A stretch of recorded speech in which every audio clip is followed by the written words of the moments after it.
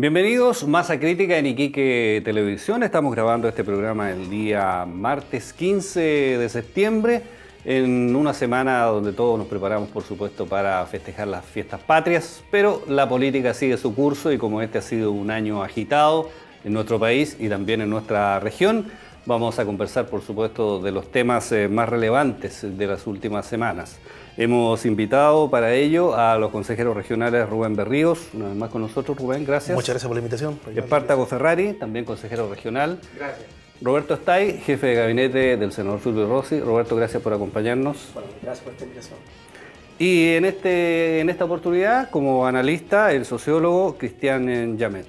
Cristian, gracias por acompañarnos en esta oportunidad como analista político. Te habíamos invitado varias veces como panelista. No será lo mismo que la altura de Don Omar, pero acá haremos nuestro esfuerzo. Bueno, son como 30 centímetros más. Claro.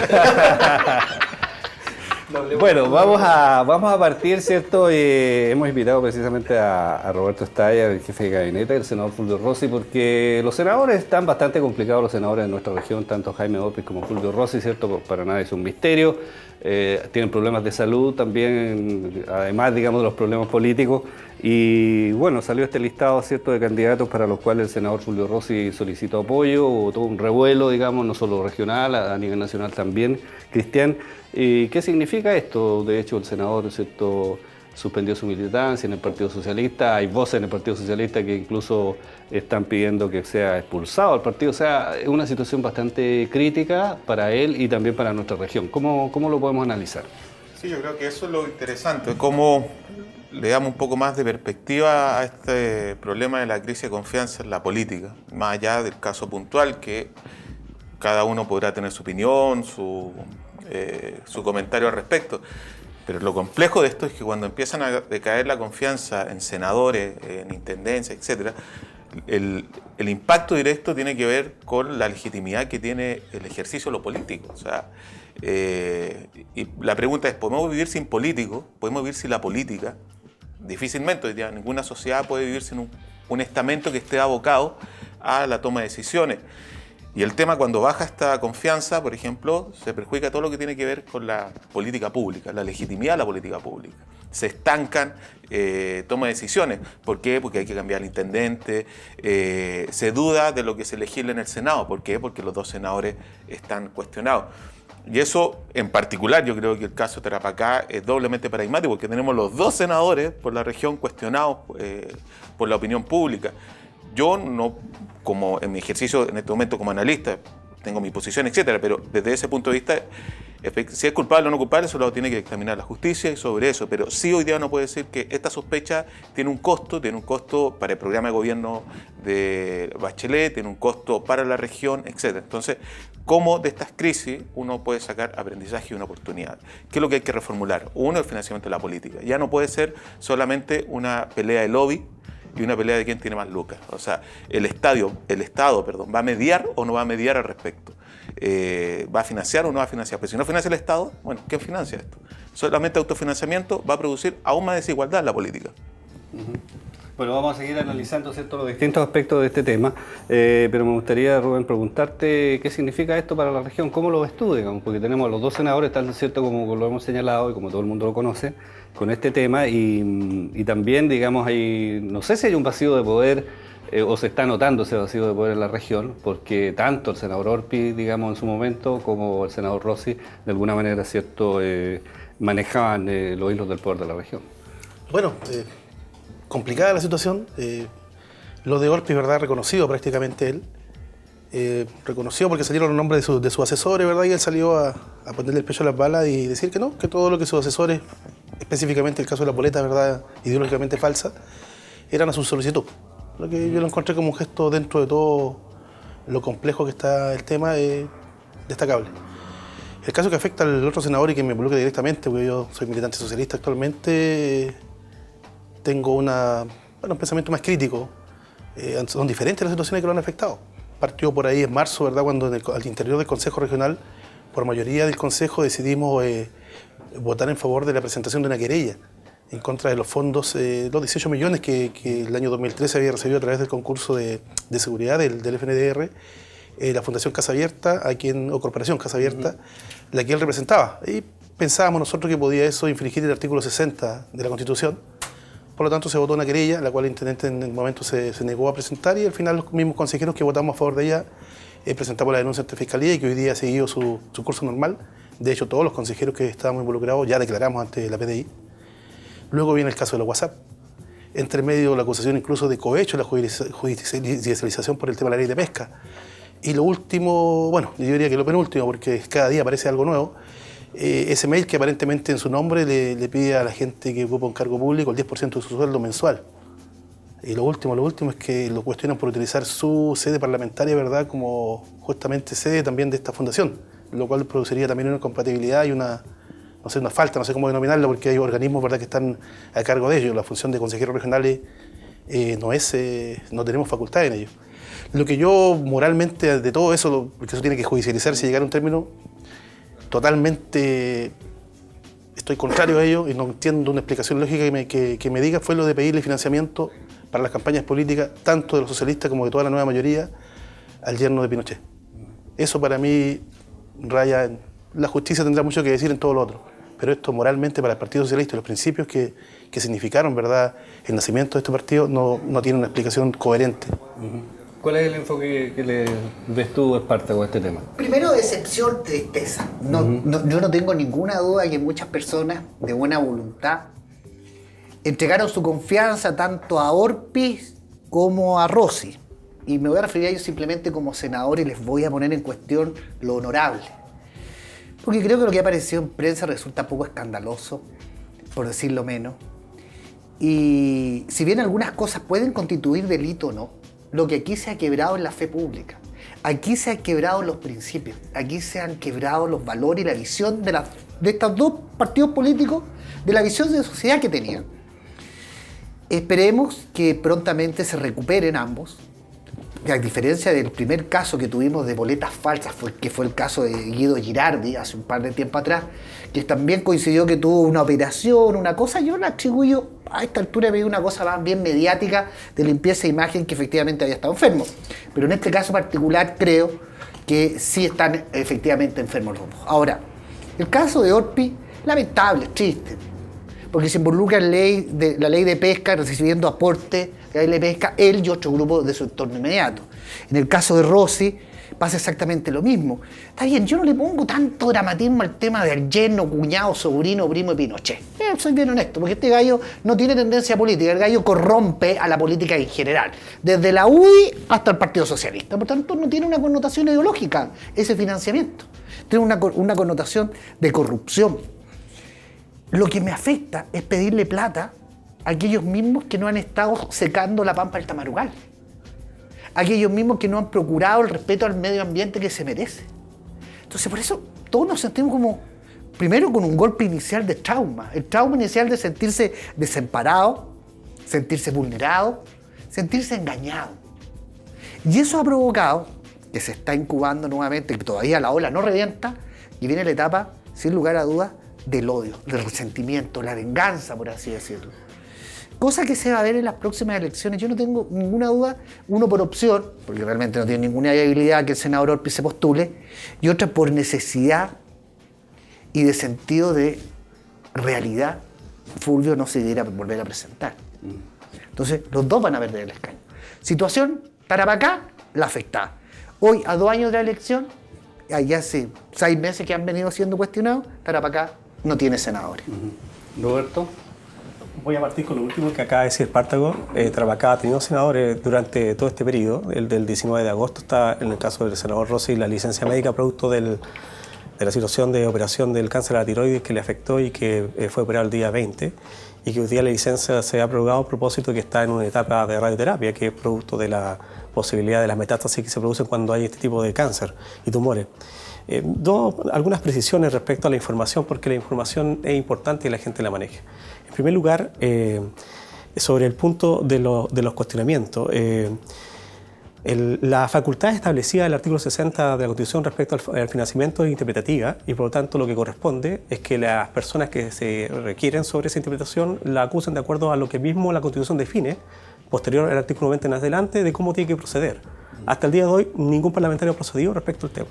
Por lo tanto, entendemos yo que no hay mucho piso como para poder generar la discusión. La ley establece quién es el que puede acudir al Tribunal Constitucional para que se pronuncie sobre este efecto. No solo el consejero, no es el intendente. Sí, aquí hay, la Constitución fija las normas y los procedimientos para tal efecto. Hasta el día de hoy eso no se ha producido. Razones la den los que tienen que dar esa explicación. En segundo lugar, respecto Tú dices a... que los otros diputados no han hecho la pega con respecto a aplicar el artículo. Porque aquí hay un hecho real y legítimo, que lo podemos constatar. Para que podamos hacerlo más fluido. Mira, el hecho real y legítimo es que si el senador... Sí, es que para que no nos desviemos y entremos... Es que no nos desviemos, es que hay varias preguntas. Sí, por ahí, ejemplo, nada. si el senador está expresamente prohibido en la Constitución que un senador de la República sea presidente y representante legal de una corporación para que no reciba fondos públicos y los recibe... No dice eso el artículo 60. El artículo 60 habla de la... Expresa claramente que no puede recibir fondos públicos. No lo dice. En lo que dice el artículo 60 habla de celebrar contratos con o cauciones con el Estado. Y cuando se habla de contrato tiene que hablar de aspectos lucrativos principalmente. Lo que está en cuestión es si una corporación sin fines de lucro tiene un aspecto de negocio o no para celebrarse con el contrato con el Estado o no. Esa es la interpretación y yo creo que eso lo tiene que despejar el organismo competente. Y en este tanto, de acuerdo a la Constitución, el organismo competente para interpretar la norma es el Tribunal Constitucional. No hay otro para poder desarrollarlo. Y en ese tema me quedo, no estoy hablando si es que estuvo bien, si estuvo mal la decisión, nada, simplemente que el órgano competente para interpretar una norma de estas características es el Tribunal Constitucional. Nada más sobre el punto. Sobre el tema de fondo, si los recursos fueron bien gastados o no gastados respecto a que si fueron hacia el senador y no hacia las mujeres de víctimas intrafamiliar, eso fue rendido y fue rendido adecuadamente al gobierno regional. De hecho, no se rendieron 18 millones de pesos, se rendieron los 24,5 millones de pesos que se gastaron porque hubo mucho gasto propio al final de cuentas. Y además devolvimos también más de 1 millón de pesos en términos de la diferencia que se dé al proyecto. Eso por un lado para despejar ese tema del aporte sobre Casa Abierta en materia de un fondo concursable, que además lo evaluó el Consejo Regional, que lo evaluó un comité externo, así que cumplió con todas las normas establecidas y el procedimiento correspondiente. Sobre el tema de Soquimich, nosotros tenemos un problema, y lo plantea bien Cristian Hamed, que tiene que ver con que los estándares hoy día la profundización de la transparencia y la información genera nuevos estándares de la ciudadanía respecto a cómo tiene que ser el financiamiento de la política. Entonces tenemos un dilema ético, político o moral y un dilema jurídico. El dilema jurídico es que no hay nada ilegal sobre los procedimientos respecto a la solicitud de recursos para la campaña. Esas son las reglas del juego. Hoy día nosotros pensamos que esas reglas están mal. Están tan mal y están tan al ojo del arbitrio de la gente, es que hoy día el propio gobierno ha iniciado una serie de medidas legales para poder cambiar el tema del financiamiento, la transparencia, en fin. Y en eso yo comparto lo que plantea como analista Cristian, de que lo que hay que hacer hoy día es que efectivamente los nuevos estándares exigen establecer de que si las próximas elecciones van a ser financiadas a costo propio, es decir, de que cada candidato tenga la capacidad de hacerlo, o va a haber una intervención del Estado. Yo creo que es una discusión sumamente importante, porque efectivamente, en los últimos años lo que hemos tenido es un conjunto de normas, o sea, de situaciones en la cual prima la imagen, prima la campaña visual, la campaña en terreno, la disposición de recursos para desplegarse, y no solamente los contenidos, los temas, los programas, en fin. Y eso es parte de la discusión que hoy día hay que cambiar, y hay que cambiar el foco y el giro de la situación. Y por último, para el tema, sobre las condiciones éticas, es decir, de si el empresario A, si es yerno o no yerno, en fin, yo tengo una impresión de lo siguiente. SQM es una empresa que está en la región y no necesariamente las empresas que financian la campaña necesariamente después requieren de un favor político o una interpretación. Yo quiero poner 2 ejemplos claros al respecto del senador Rossi, que está involucrado y que lo han tratado de involucrar. Ley de pesca. Se señala que el senador Rossi recibió 100 millones de pesos, esa es la demanda que hizo el diputado Gutiérrez, y cuando se abren los fondos reservados a propósito de la investigación que hace la Fiscalía, se declara que el senador Rossi recibió solamente 17 millones de pesos de fondos reservados y está establecido ahí, incluso en la página web donde se publicaron los recursos. Y además, el director, el presidente del CERVEL, declara que ninguno de esos fondos corresponde a Corpesca, sino que son de otros fondos reservados. No vamos a discutir cuáles son. O sea, el tema era saber si es que había plata de Corpesca o no. No hay plata de Corpesca metida en esa situación. Respecto al tema de SQM, lo que hizo el senador fue solicitar recursos en la campaña municipal anterior para terceros, no para sí mismo. Y a mí me ha impresionado la manera como muchos actores políticos locales han tratado de manipular la información o confundir a la ciudadanía. ¿En qué sentido? Los fondos reservados establecidos por ley son aquellos que se articulan y operan solo y exclusivamente a través del CERVEL, no a través de un tercero como un parlamentario. No es que el senador Rossi pidió plata y le pasaron plata al senador Rossi para que él distribuyera. De hecho, está declarado por el mismo abogado de SQM que planteó cómo era el mecanismo. Él era el que recibía listados de personas, no solamente de esta región, seguramente en muchas partes de Chile, en la cual se priorizaba cierta, y él depositaba en la cuenta del CERVEL la plata para todos los candidatos, más la lista de personas a la cual tenía que llegar ese dinero. Y eso se procedía al respecto. Por lo tanto, esa cosa de que acá hay una operación de dinero, acá hay una estafa del senador, no.